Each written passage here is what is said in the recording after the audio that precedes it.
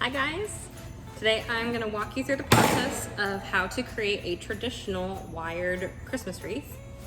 You can find these at a lot of different hardware and craft stores. They might look a little bit different. If you're going to go visit Christianson's Nursery, they should have these in stock if you're going to use their wreath table. Wreath table is going to look something like this and have a notch for these to sit in, and it will crimp when you're ready to and use the foot pedal.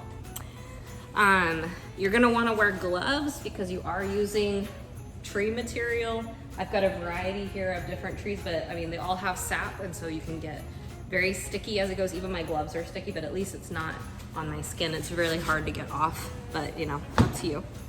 Other than that, you're gonna want a pair of sharp pruners because we are going through some thicker branches, just depending on the material you're working with. And you're gonna wanna cut to size. There's a couple quick pointers that I wanna go over in general, no matter what style of wreath you're making. When you are processing and cutting off of your main branch, you're gonna wanna cut the individual pieces from the main branch right there where it separates.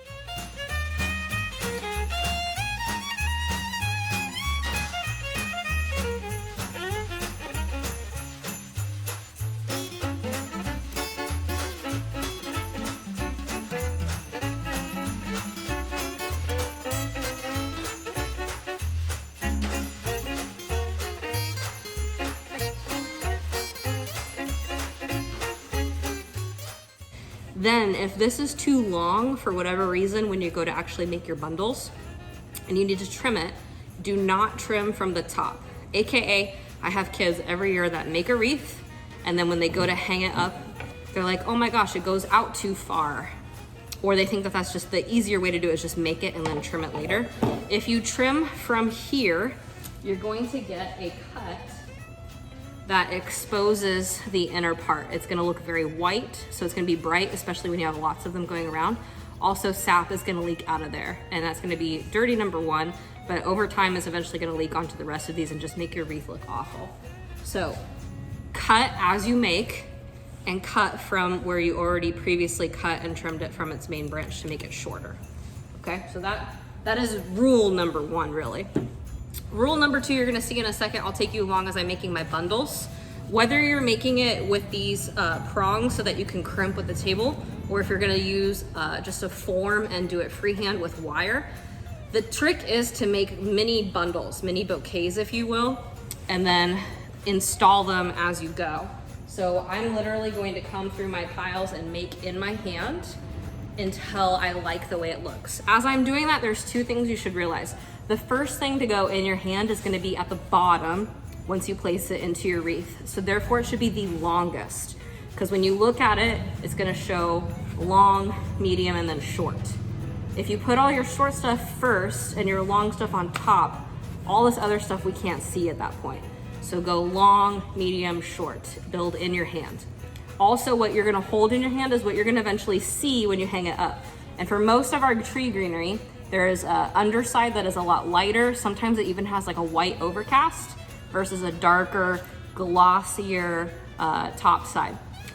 For the most part, usually I just use the darker side, but depending if you want some visual interest, it can be cool to flip some over to this side. Also finding some stuff that is yellowed. Just depends on if you want a traditional green wreath or if you want something a little bit more textural. So that's what you should be looking for, is build the bundle in your hand, longest to shortest, and then you're gonna see what you've created once you add it to your wreath. So make sure you've kind of arranged it. If you're putting in holly berries, you want them to show, that kind of stuff. So you'll see what I'm talking about in just a second, and then I'll show you how to add it to the wreath.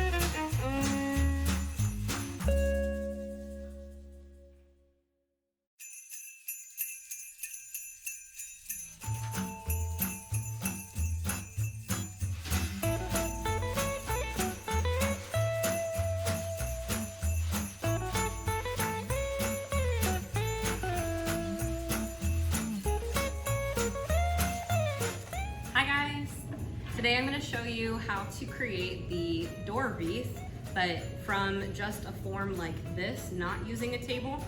And you can find most of the stuff really cheap. This is even from the dollar store. So the process to begin is pretty similar, but how we attach it is obviously different because I'm not stepping on a table and using that. So this is a nice, easy, cheap way to do it at home as long as you can still gather greenery. So the first step is just like our table wreath. We're gonna create mini bundles of our greenery in the same way from the beginnings when I'm placing it in my hand. That's what's gonna be at the back of the wreath. So I'm going to use my longest pieces first and then work shorter and shorter to the front. To secure it before I start attaching it to the wreath, I wanna use either a rubber band. So I'm using these small rubber bands. You could even use like the clear plastic hair ties, if you will. And you wanna make sure to get it as close to the end, but secure enough that you know it's not gonna come right off. If you don't have that, you can still use wire. So I suggest using paddle wire for this activity because you can work right off the paddle and not waste anything. Wire is just a little bit trickier, but it's still doable. You can go around it and twist it like you would a bow. So I would start by creating some bundles. You're gonna need probably, I would say at least 12, but depending on how you cut your material, you know, some people like their stuff hanging way off the edge of the wreath and some like it shorter. But bottom line, you do wanna be able to put it in here, and when we do it, we're gonna put it at a slight angle, but within the constraints of the wreath. You do want it to hang off, but still cover, because we don't wanna see the wire form when we're all done. So it just depends on what material you have access to and how big you like it, how big the area is that when you hang it, you know, if you're putting it on a door, you don't want it to make it so big that when you open and close the door, stuff gets caught and broken. But if you're making smaller bundles, you may need as many as 20 to 24, it just really depends. So start by making a few, and then I'm gonna show you how to attach them.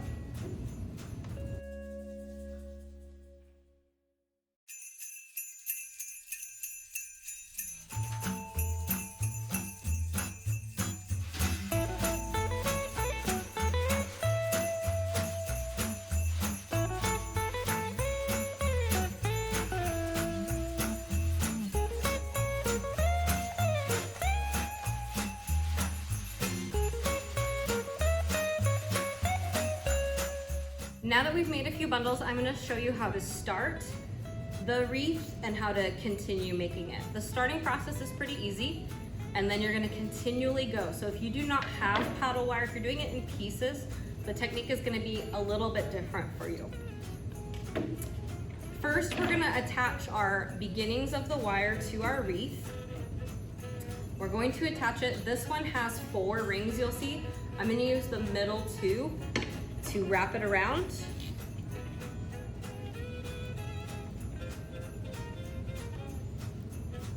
Going to twist it together like we do when we're making bows. Twist it tightly and then wrap it around a couple times so that I know it's secure. And I'll even go around the whole wreath a couple times. Pulling tightly so I've got some tautness and I know I've started it well. I'm then gonna take my first bundle and I'm gonna place it right over where I've started the wire so that basically our rubber banded section is covering that.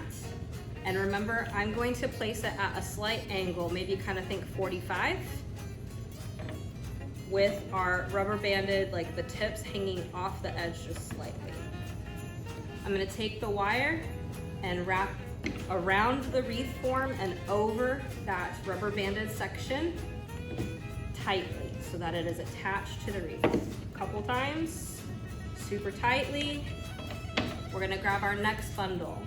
We're gonna place it so that the top part covers this. We don't wanna see the mechanics. So you're gonna overlap to the point where you feel good that it's not gonna show. Without cutting your wire, you're going to follow it and you're going to go around the wired section a couple times again, pulling tightly. Repeating that process. We'll take our next section, same thing, place it over so that we cover up the mechanics and wire it in again.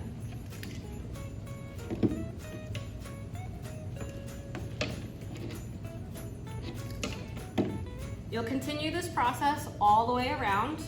The hardest part is at the end. You'll need maybe somebody to help you, but you're gonna want to flip and kind of hold this stuff up to get your last one in there.